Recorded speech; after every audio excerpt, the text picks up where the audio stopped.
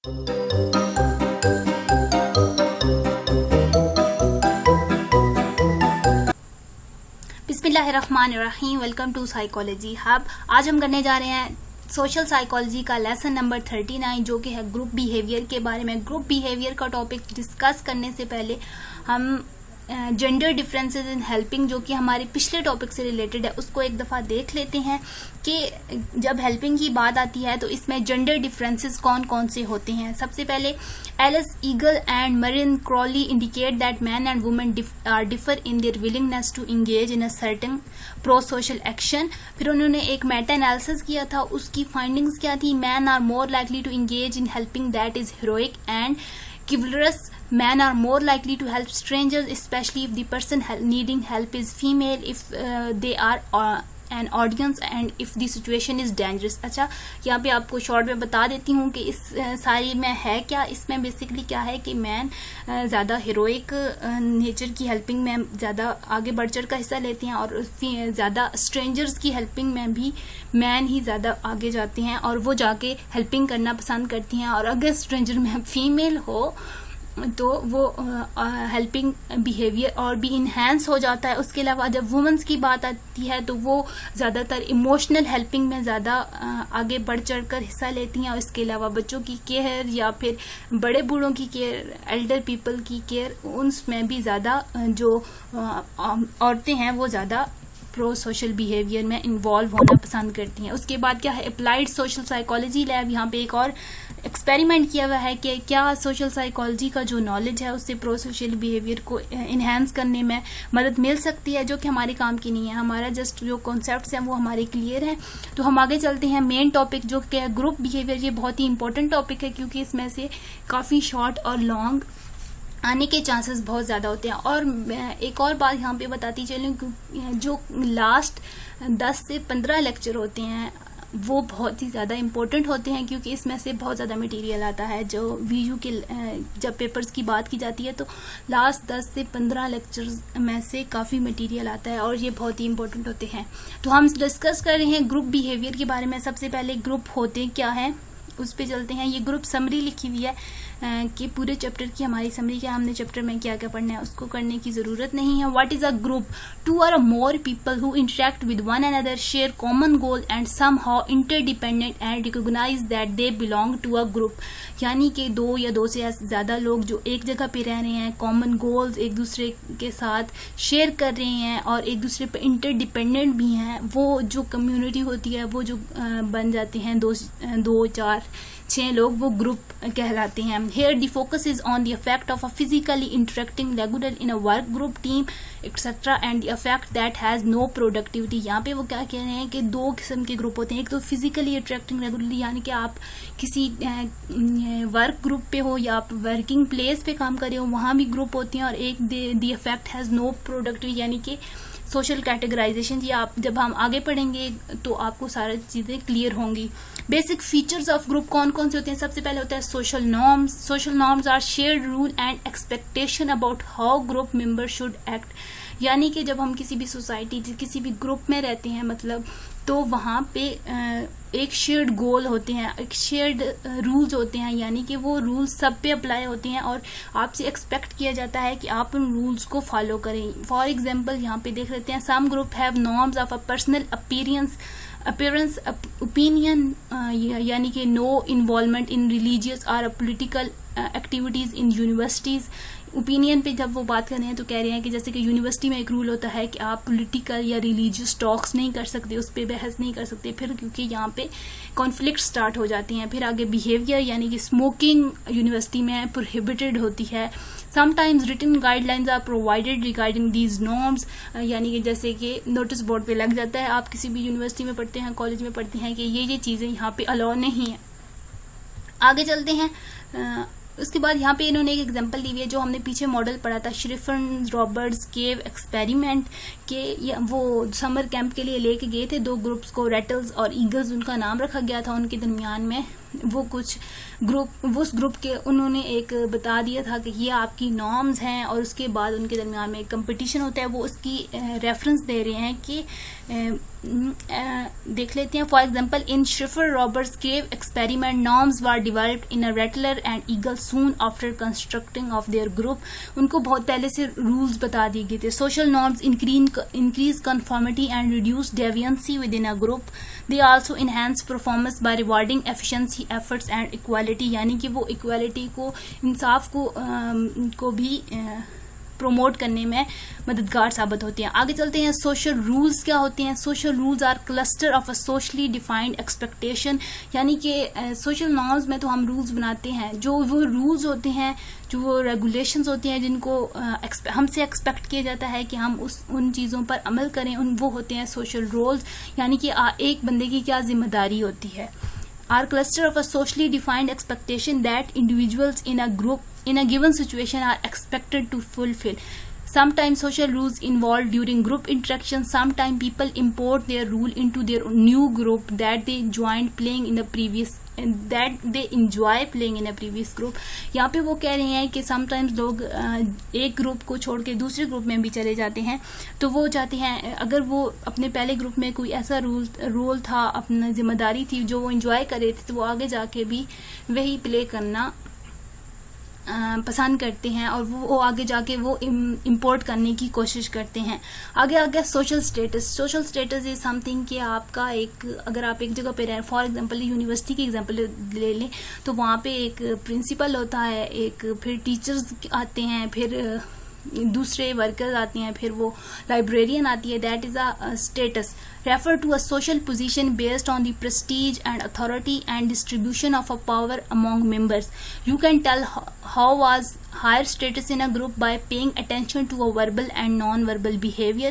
Usually people with higher status maintain great eye contact, stand more erect and more likely to criticize and command, and not only speak more but also spoken to more. The social status often is ascribed then earned. यहाँ पे वो बात कर रहे हैं कि ज़्यादातर जो हमारी सोसाइटी में देखा जा सकता है कि सोशल एस्क्राइब्ड होता है. एस्क्राइब्ड मीन्स कि आपकी अभाव अजदाद से वो चलता आ रहा है, एंड बहुत कम लोग करते हैं. फॉर एग्जांपल, जैसे जागीरदाराना निज़ाम होता है, उसमें जो किसान होते हैं, जो वो मज़ारे रखते हैं, फॉर एग्जांपल अपने खेतों पे जो काम करते हैं उनको मज़ारे कहा जाता है. तो वो जो होते हैं वो हमेशा ही लो पोजीशन पे रहते हैं, और जो जागीरदार होते हैं, जागीरदाराना निज़ाम जहाँ पे चलता है, वो लोग इस बात को रिलेट कर सकते हैं कि जो जागीरदार है वो जागीरदार ही रहते हैं, उनके बच्चे भी जागीरदार होते हैं, और ये फिर चीज़ आपकी फैमिली के साथ साथ चलती है. They are many advantage of having high status in a group. जब आपका हाई स्टेटस होगा तो उसकी बहुत से फ़वाइद होंगी. वो फ़वाइद कौन कौन से हैं? These people have high self esteem and better liked by other and are more satisfied with their group relation. However, in case of a bad decision causing negative group consequences, they are judged rather harshly. यहाँ पे वो कह रहे हैं कि although उनको बहुत सी facilities होती हैं, लोग उनकी इज़्ज़त करते हैं, और वो अपने रिलेशन में बहुत सेटिस्फाई होते हैं, लेकिन जब वो एक ऐसा डिसीजन कर दें जिसके कॉन्सिक्वेंसेस, जिसके नताइज बहुत गलत हों, तो फिर उनको हार्श बिहेवियर भी फेस करना पड़ता है. आगे कोहेसिवनेस. कोहेसिवनेस क्या होती है? कि आपके ग्रुप में कितनी यूनिटी है, लोग कितने इंटरेक्ट करके एक दूसरे के साथ रह रहे हैं. Cohesiveness refer to a force that cause member to remain in a group. As group cohesiveness increase, people feel, think and act more like a group member and less like a isolated member. यानी कि जब जैसे cohesiveness में इजाफा हो जाता है, लोग एक ग्रुप मेंबर की तौर पर सोचना शुरू करते. ऐसे नहीं कि आप सेल्फिश होकर सोचना शुरू कर दे. This cohesiveness allow the group to exert its influence on member which increase productivity. जब कोहेसिवनेस ज़्यादा होगी तो हर कोई अपनी जिम्मेदारी समझेगा ग्रुप में रोल प्ले करना. तो इससे जो आपका फाइनल प्रोडक्ट होगा, जो आपकी प्रोडक्टिविटी होगी, उसमें भी इजाफा होगा. Positive factor associated with cohesiveness. जब एक ग्रुप में कोहेसिवनेस होगी तो उसके कौन कौन से पॉजिटिव फैक्टर्स होंगे? Liking of a member for each other, extent to which member affectively together, success of a group in meeting goals, आगे आगे negative factors associated with cohesiveness. अब यहाँ पे कह रहे हैं कि कौन कौन से नेगेटिव फैक्टर हैं जो कोहेसिवनेस से हम रिलेट कर सकते हैं।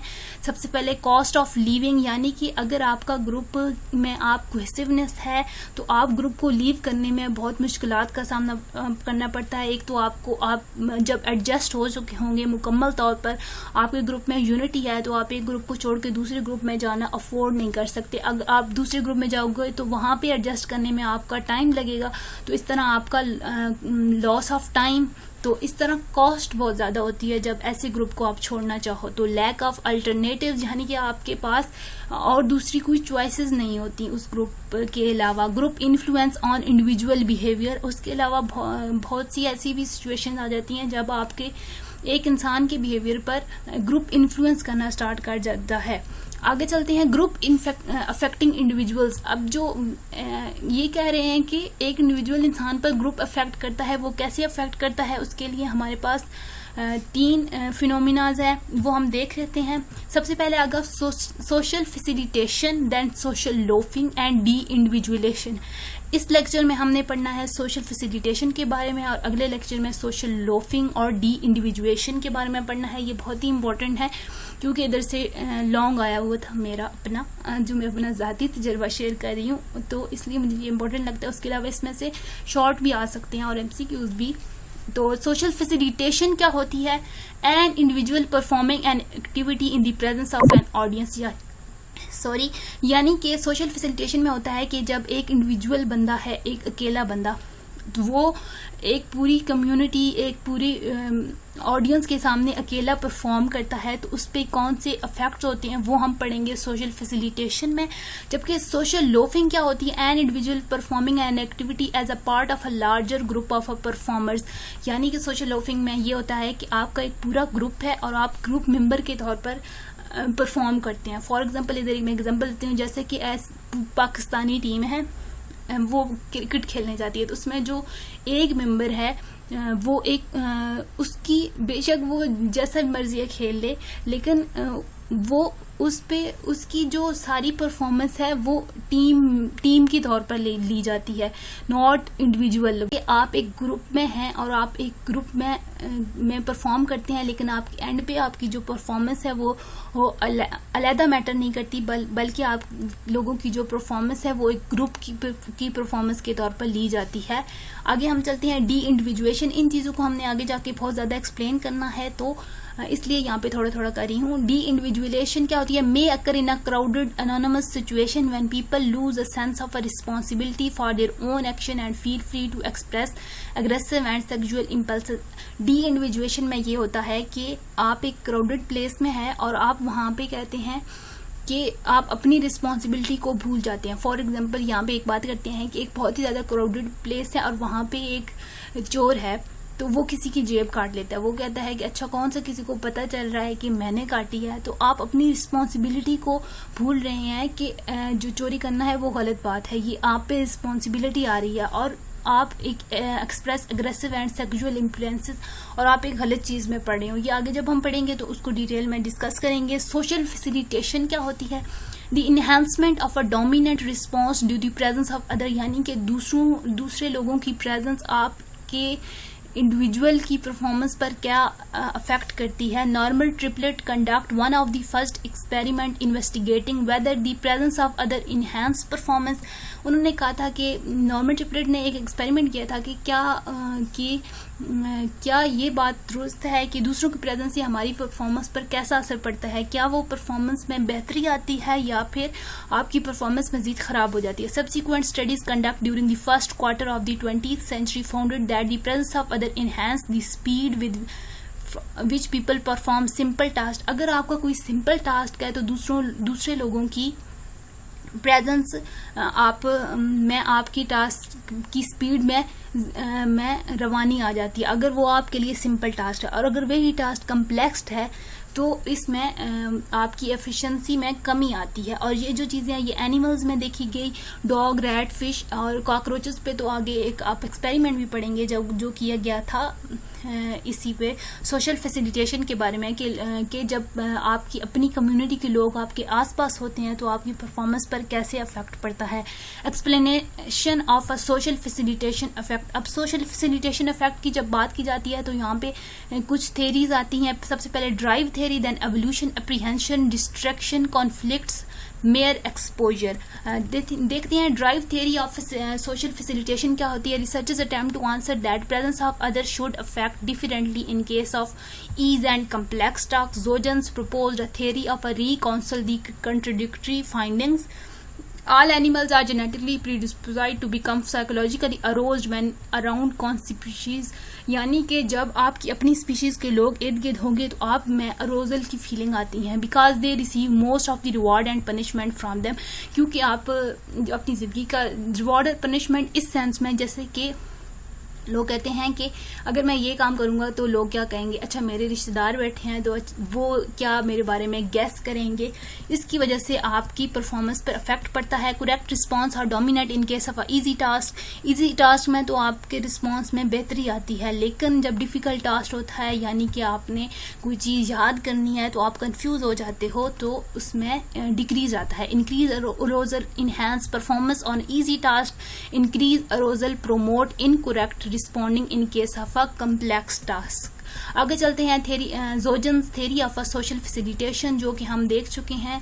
कहते हैं प्रेजेंस ऑफ अदर देन आप अरोजल होता है। Then dominant response. रिस्पॉन्स दो तरह की होती हैं, if dominant response correct social facilitation and if dominant response strong social inhibition, यानी कि आप पे नेगेटिव इफेक्ट आते हैं, आपकी कोई भी काम करने की जो स्पीड है उसमें कमी आती है। Further research on the Zogens study, two separate meta-analysis of a more than 300 experiment involving more than 25,000 participants confirmed. यहाँ पे वो एक स्टडी की गई थी, a study of a pool players in a college student union, यानी कि वो जो पूल प्लेयर वो होता है, पूल जो 8 बॉल पूल तो आजकल काफ़ी मशहूर भी हुई थी पिछले दिनों में, वो वाली गेम की बात कर रहे हैं जिस पर एक स्टिक के जरिए बॉल्स के साथ खेला जाता है। मुझे तो बिल्कुल ही गंदी लगती है वो game. Unobtrusive identified students either above or below average in their ability to shoot. वो उनको शूट करना होता है एक स्टिक के जरिए। स्टूडेंट उसमें बहुत ही कलरफुल सी बॉल्स होती हैं। Student shooting accuracy was recorded. उनको कहा गया था कि हमने देखना है कि जब इर्द गिर्द आपकी कम्युनिटी होती है तो उससे प्लेयर की परफॉर्मेंस पर कैसा इफेक्ट पड़ता है। तो रिजल्ट में क्या आए थे आपको सिंपली बता देती हूँ। रिजल्ट में ये आया था कि जो कि गुड प्लेयर होते हैं, ये लिखा हुआ है, good player accuracy in making shoot increase from 71 to 80% while others are observing while poor performer डिट्रॉयड। यानी कि अगर आप एक अच्छे प्लेयर हो, अगर आप अपने आप पे फुल कॉन्फिडेंस है तो ये चीज़ें दूसरों की प्रेजेंस आपको थोड़ा सा भी इन्फ्लुएंस नहीं करती। लेकिन अगर आप एक न्यू कमर हो, अगर आपने अभी अभी स्टार्ट किया, अगर आप इतने अच्छे प्लेयर नहीं हो तो आप पे दूसरों की प्रेजेंस आपको कंफ्यूज कर देती है और आपकी परफॉर्मेंस में वाकई कमी महसूस होती है। In probably the most novel extension of all Zajonc's demonstrate the facilitation of inhibition were more limited to humans. यहाँ पे वो कॉकरोचेस का एक एक्सपेरिमेंट बता रहे हैं कि कॉकरोचेस को एक तो सिंपल रनवे था, यानी कि सीधा रास्ता, और एक मेज था। मेज़ वो होता है जो भूल भुलैया सी होती हैं, और ये एक गेम भी होता है मेज़। तो उधर छोड़ा गया था कॉकरोचेस को और देखा गया था कि उनकी स्पीड में क्या फ़र्क पड़ता है। जब वो अकेले होते हैं तो वो उनके लिए जो मेज़ है वो एक कम्प्लेक्स टास्क है। मेज़ उसमें भूल भुलैया होती हैं और रास्ता तलाश करना होता है। एक एंड से दाखिल हुआ जाता है और दूसरे एंड को तलाश करना होता है कि हमने कैसे इससे बाहर निकलना है।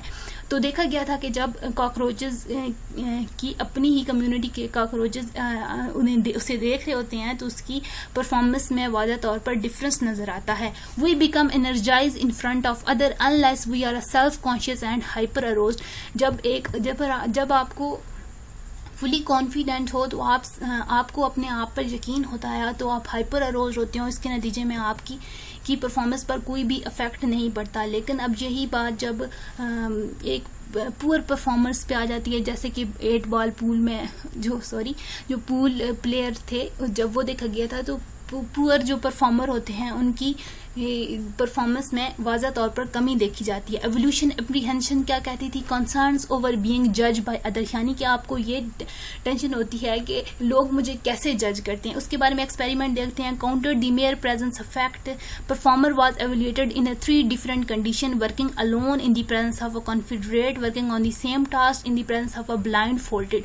यानी कि यहाँ पे एक्सपेरिमेंट किया जाता है। एक बार तो उन्हें बिल्कुल अलग काम करना था, सेकंड में उनके अराउंड दूसरे भी वर्कर थे, और थर्ड जो कंडीशन थी उसमें उनको ब्लाइंड फोल्ड कर दिया गया। तो वाज़ा तौर पर देखा गया था कि जब आप ब्लाइंड फोल्डेड होते हो, आपको नहीं पता होता कि साइडों पर कौन है, कोई मुझे देख रहा है या नहीं देख रहा, तो आपकी परफॉर्मेंस काफ़ी तौर पर अच्छी होती है। Distracting conflict explanation, social facilitation also found in animal, does this mean that insect worry about other insect evaluating them. यहाँ पे वो क्वेश्चन दे रहे हैं, दिस प्रोबेबिलिटी इज अनलाइकली। ये ऐसे जो होते हैं ये अक्सर असाइनमेंट्स में दिए जाते हैं। Conflict is a well document source of arousal and in such a situation it is the distracting conflict alone that create arousal. Heightened arousal occur due to a conflict between the task at hand and attendant other in immediate surrounding. Overall all 3 theories. अच्छा, यहाँ पे वो बात कर रहे हैं कि इस डायग्राम पे आ जाए, आपको समझ आ जाएगी। Presence of other are a novel stimuli, यानी कि जब दूसरे लोग आपके अराउंड होंगे तो आप डिस्ट्रैक्ट होते हो अपने गोल से, आप जो भी काम कर रहे हो, फिर आप अटेंशन कॉन्फ्लिक्ट्स, आप अटेंशन नहीं दे पाते अपने काम पर। देन क्या होता है, आप हाइटेंड अरोजल, उसके नतीजे में एनहेंसमेंट ऑफ डोमिनेंट रिस्पॉन्स। दो किस्म के रिस्पॉन्स होते हैं। If dominant response are correct in present situation then performance it is enhanced, और अगर यही डोमिनेंट रिस्पॉन्स इनकरेक्ट हो जाता है, यानी कि आप पे वो नेगेटिव इफेक्ट करना स्टार्ट करता है, देन परफॉर्मेंस इज इनहिबिटेड। यहाँ पे भी वो मैं यही बात करूंगी कि जब आप अपने काम की तरफ बिल्कुल आपको कंफर्म होगा कि मुझे बिल्कुल आता है, तो आप कभी भी इस तरह डिस्ट्रैक्ट नहीं हो सकते। इन कुछ कंडीशंस ऐसी होती हैं जहाँ पे ऐसा देखा जा सकता है कि आप डिस्कस होते हैं। जो चौथा है वो है mayor presence.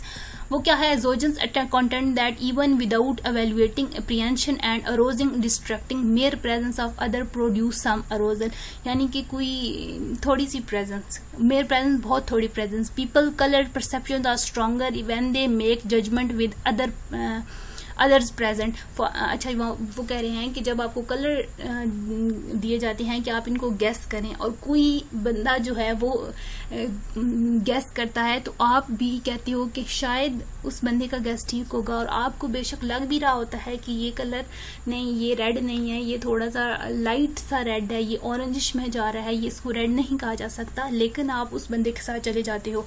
Most joggers are energised when jogging with others when without any competition. यहाँ पे एक और एग्जांपल दी है। Current trend in organisation is to have an open office plans rather than private office. Open areas are divided with the low partition. This presence of other may boost the performance of a well learned task but disrupt creative thinking. अच्छा, वो यहाँ कह रहे हैं कि एक for example एक office plan किया जाता है जो कि एक ओपन एरिया पे रखा जाता है, लेकिन